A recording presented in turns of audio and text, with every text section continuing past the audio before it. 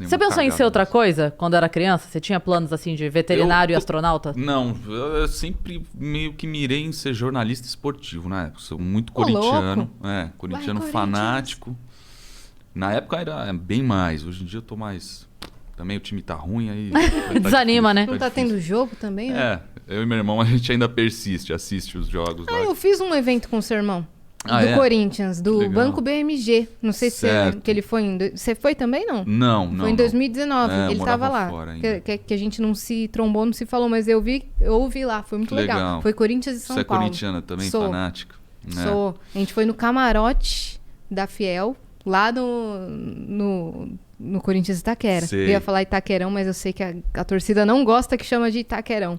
Não sabia. Por quê?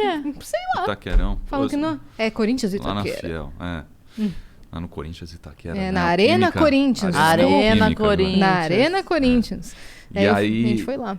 Eu tava indo direto antes do Covid, a gente tava direto. Toda semana eu ia no jogo e tal. Pra mim é quase um templo, é quase uma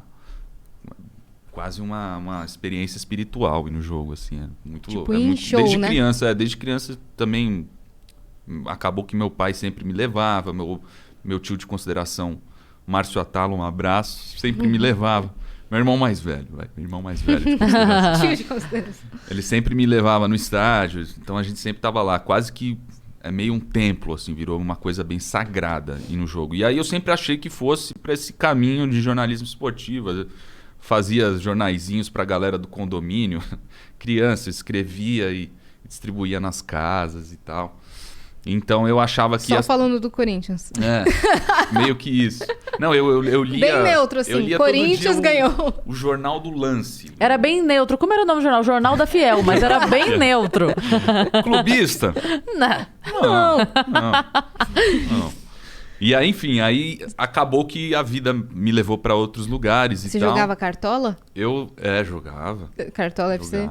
Jogava. Eu tinha um blog na época também que chamava Moleque FC, saudoso Moleque FC. Você jogava Elifute? Jogava.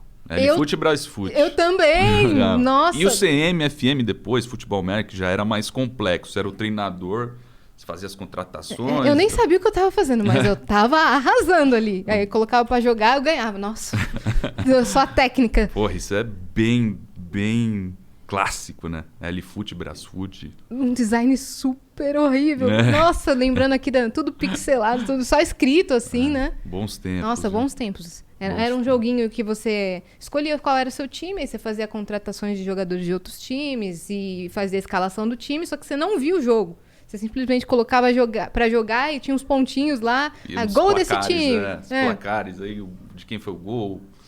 Pô, era da hora. Ganhava o que com isso? Nada. Mas no Cartola Quem ganhava era a É. mãe que ficava 3 horas sem o filho empurrinhando a cabeça dela. É verdade. Eu virava a noite jogando Championship Manager, Futebol Manager, que era um... Nossa, tipo, esse foi Brasfoot, só que depois. mais complexo. Você Já tinha o jogo, os jogadores ali, não era? Isso. Você tinha quase um jornal, assim, que ia acompanhando as notícia a notícia do clube. Aí o jogador se machucava, aí você tinha que trocar e tal. Enfim. Isso, eu lembro disso aí. Meus primos jogavam esse aí. Eu já não... já era muito... Já tava muito Nutella, já. Mas era legal. E aí eu achava que por esse caminho, mas acabei não indo. Acabei tomando outros rumos, assim, na carreira e tal. E é isso. Mas esses rumos na carreira meio que te tomaram, né?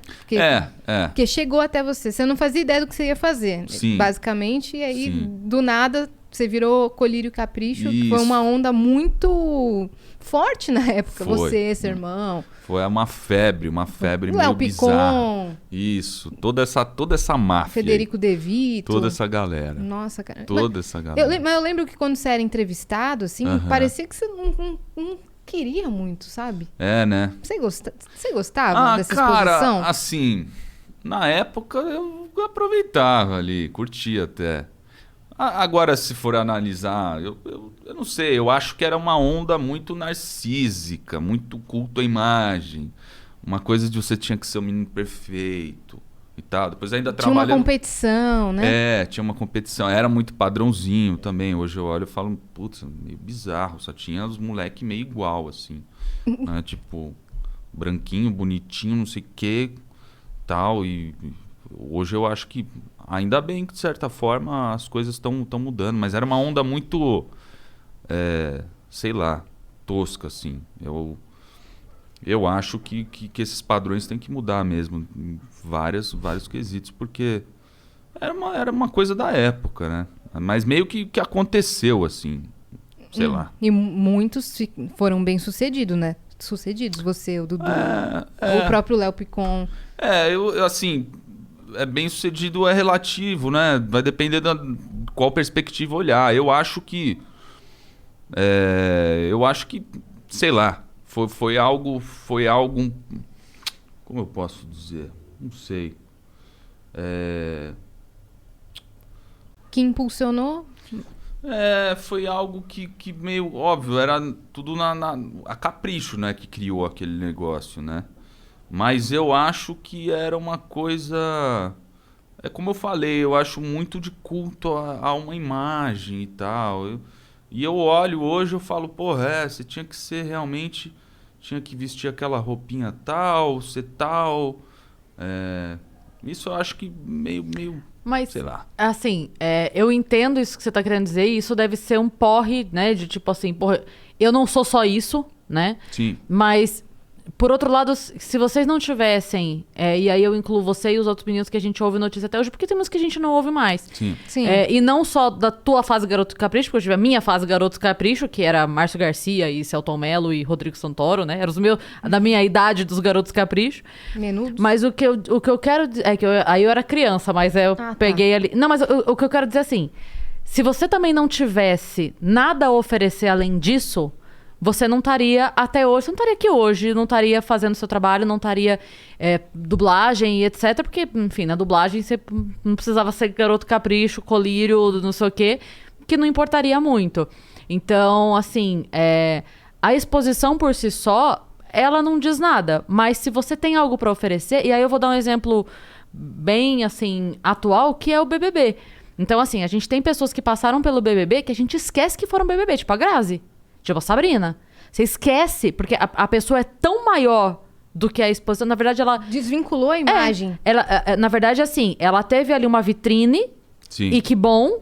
Mas ela usou aquela vitrine pra mostrar algo que ela tem muito maior do que aquilo.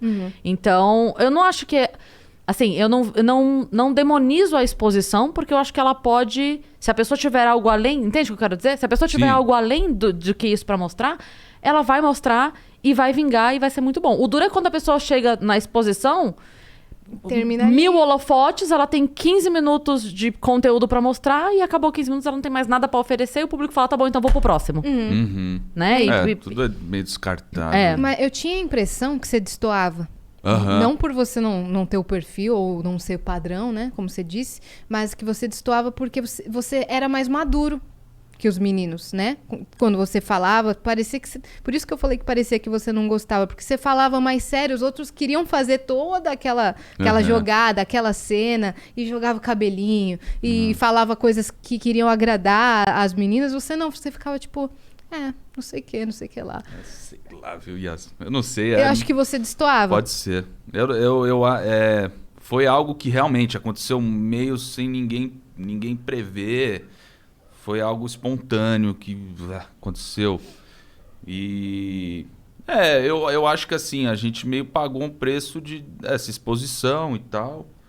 Agora, eu olho e falo, realmente, foi algo meio, um pouco superficial, talvez, entendeu? Total, mas no Twitter foi a febre, né? E era exatamente meio padrão, perfil, meninos assim, X e tal...